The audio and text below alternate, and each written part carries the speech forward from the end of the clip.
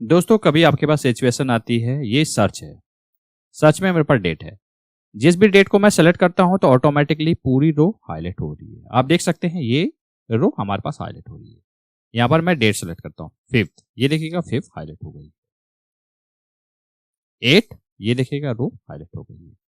तो इसको आप कैसे कर सकते हो?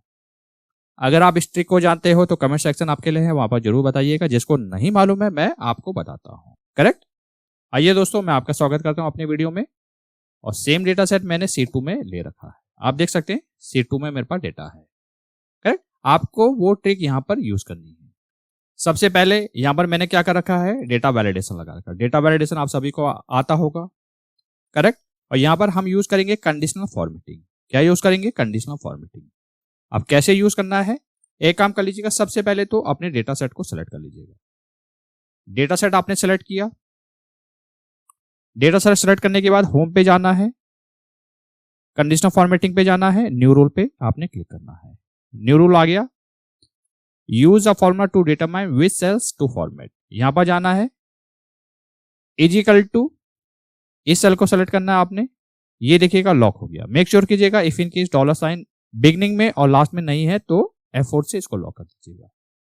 इजिकल टू, जैसे कि आप यहां पर देख सकते हैं कि डॉलर साइन बिगनिंग में और एंडिंग में लगा हुआ है, तो आपने F4 की एक बार दबाना है, 2 बार दबाना है। ये देखिएगा डॉलर साइन बिगनिंग में लगा हुआ है।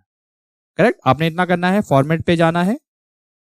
कलर आप अपने अकॉर्डिंग कुछ भी ले सकते हैं, मैं ग्रीन लेता हूं। ओके हिट कर लीजिएगा।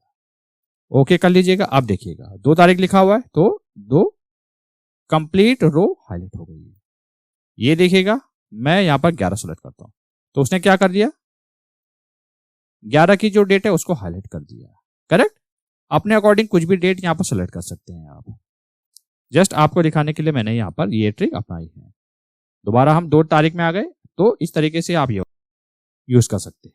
करेक्ट। अगर आपने वीडियो यहां तक देख लिया है तो आई होप बिल्कुल आपको समझ आया होगा।